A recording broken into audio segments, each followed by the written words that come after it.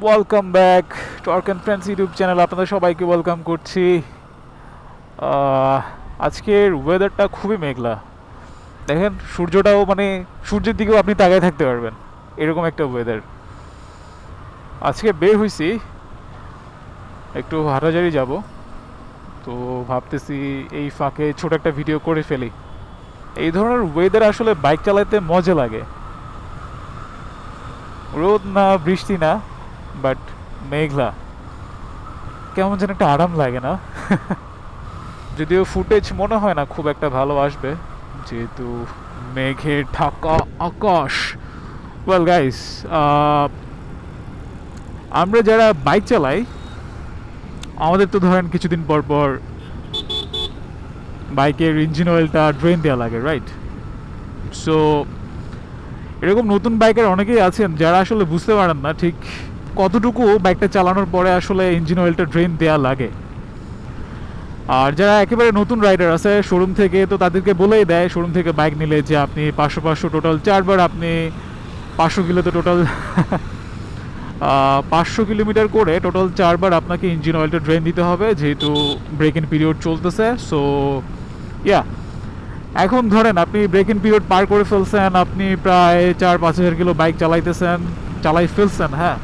তো এখন আপনি আসলে কখন বুঝবেন যে আপনার বাইকের ইঞ্জিন অয়েলটা আপনার এই মুহূর্তে ড্রেন দেওয়া দরকার, সেটা নিয়ে একটু কথা বলি। আমরা যারা ধরেন বাইকটা চালাইতে চালাইতে মোটামুটি টুকটাক এক্সপিরিয়েন্স হয়েছে, আমরা বুঝি যে বাইকের আসলে ইঞ্জিন অয়েলটা কখন চেঞ্জ করা দরকার। যারা নতুন তাদের আসলে বুঝতে একটু সময় লাগে, যেমন আমি যখন নতুন ছিলাম আমারও বুঝতে একটু সময় লাগতো। ওয়েল গাইস, যেটা বলছিলাম, ইউজুয়ালি মিনারেল ইঞ্জিন অয়েল দিয়ে আমরা না বলে আমার কথাই বলি, আমি মিনারেল ইঞ্জিন অয়েল দিয়ে সর্বোচ্চ হয়তো 1200 কিলো পর্যন্ত চালাতাম। যখনই দেখতাম যে আমার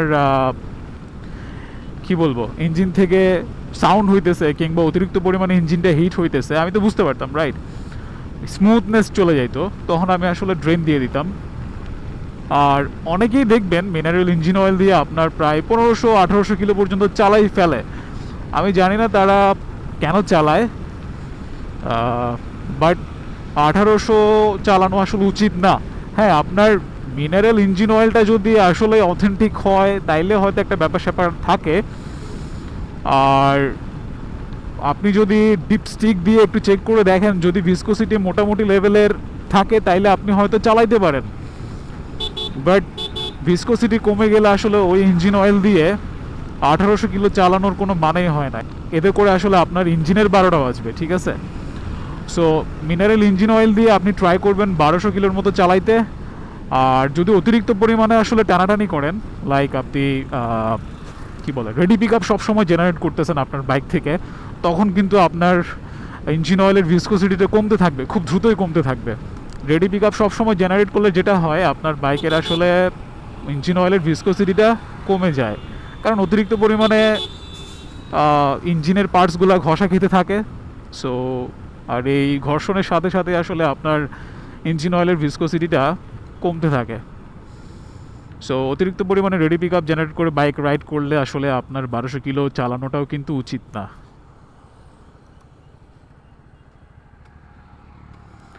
ওকে, আমি একটু ফুয়েল নিব। দেখেন, আমি একটা কথা আগে বলেই ফেলছি যে আপনার বাইকের ইঞ্জিন থেকে যখন অতিরিক্ত পরিমাণে নয়েজ বেরোবে আর অতিরিক্ত পরিমাণে হিট হওয়া শুরু করবে, ইউজুয়ালি আমরা বাইক যখন রাইড করি তখন ইঞ্জিনটা আসলে হিট হয়, এটা খুবই স্বাভাবিক।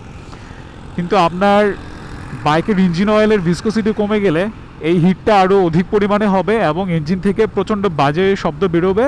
আর হইতেছে কি, স্মুথনেসটা চলে যাবে। আপনি পিক আপ দিলে যে স্মুথনেসটা আপনি পাইতেন ওটা কিন্তু আর পাবেন না। তো তখন আপনি বুঝে যাবেন যে আসলে ভাই আপনার বাইকের ইঞ্জিন অয়েলটা ড্রেন দেওয়ার সময় হয়ে আসছে। ওয়েল, আমি আগেই বলছি যে মিনারেল ইঞ্জিন অয়েল দিয়ে আপনি সর্বোচ্চ 1200 কিলো পর্যন্ত চালান, সমস্যা নাই। কেন বললাম, কারণ আমরা মোটামুটি সবাই টুকটাক রেডি পিক আপ জেনারেট করে বাইকটা চালাতে থাকি। তো সেই ক্ষেত্রে আসলে 1200 কিলো মানে অনেক। আমার যা মনে হয় আর কি। আর এরপর যখন আপনি ধরেন সেমি সিনথেটিকে সুইচ করলেন, সেই ক্ষেত্রে সেটা কি বলবো, 1800-2000 চালাইলেও চালাইতে পারেন, বাট পার্সোনালি আমি আসলে মিনারেল দিয়ে ওই যে বললাম 900-1000 চালাইছি।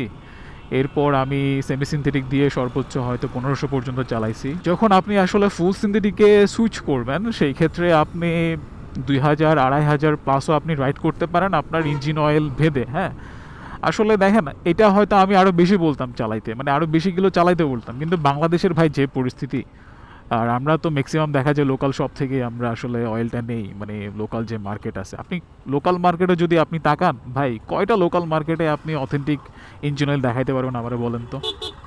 সম্ভব না। হ্যাঁ, এটা আসলেই কোনোভাবেই সম্ভব না, কারণ সবখানেই ভাই ডুপ্লিকেট ইঞ্জিন অয়েল। আর এই ডুপ্লিকেট ইঞ্জিন অয়েল দিয়ে যদি আপনি, কি বলবো, একটা ডুপ্লিকেট সিনথেটিক ইঞ্জিন অয়েল দিয়ে যদি আপনি 3000 কিলো চালান, 2500 কিলো চালান, ভাই আপনার বাইকের ইঞ্জিনের 14টা বেজে যাবে। সো দরকার নাই ভাই এত স্বাদের বাইক, স্বপ্নের বাইক, হ্যাঁ, এটাকে ভাই একটু ভালো রাখার ট্রাই করেন। হ্যাঁ, সেই জন্যই বলি। ওকে, এই জ্যামটা ঠেলে বের হই। হ্যাঁ, ওয়েল, যেটা বলছিলাম, আসলে আমাদের দেশে যে পরিমাণ আপনার ডুপ্লিকেট অয়েল বেরোয়, ওই অয়েলগুলো দিয়ে আসলে আপনি বেশি দিন চাইলেও চালাইতে পারবেন না। আপনার ইঞ্জিনের 14টা বাজায় দিবে, হ্যাঁ, পিস্টন টিস্টন ক্ষয় হয়ে একেবারে যাচ্ছে তাই হয়ে যাবে। সো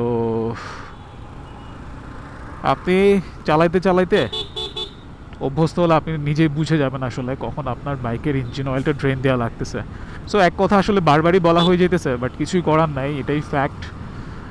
আমি এখনও মোবিলটা ইউজ করি নাই, মোবিল 1 যেটা আছে ওটা ইউজ করার কথা চিন্তা করতেছি। আমি এখন বেসিক্যালি মোতুল 7100টা ইউজ করতেছি, ফুল সিনথেটিক। মোবিলটা যদি নেই, মোবিলটা দিয়ে অনেকে শুনলাম যে 3000 কিলো আসলে চোখ বন্ধ করে চালানো যায়। সো ওটা ট্রাই করব,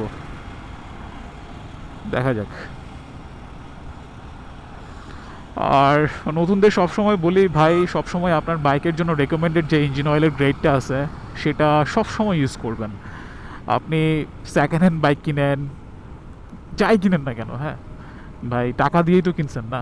সো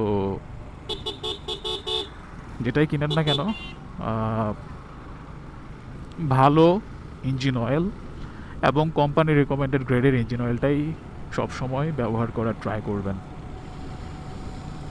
সো ইয়া, আমি চলে আসছি, ভিডিওটা আর বড় না করি, দেখা হবে পরবর্তী কোনো ভিডিওতে। সে পর্যন্ত সবাই অনেক বেশি ভালো থাকেন, সুস্থ থাকেন। আর আপনাদের কোনো প্রশ্ন থাকলে আমাকে জানাতে পারেন, অবশ্যই ট্রাই করব আমার যদি জানা থাকে সেখান থেকে আপনাদেরকে উত্তরটা দেওয়ার জন্য।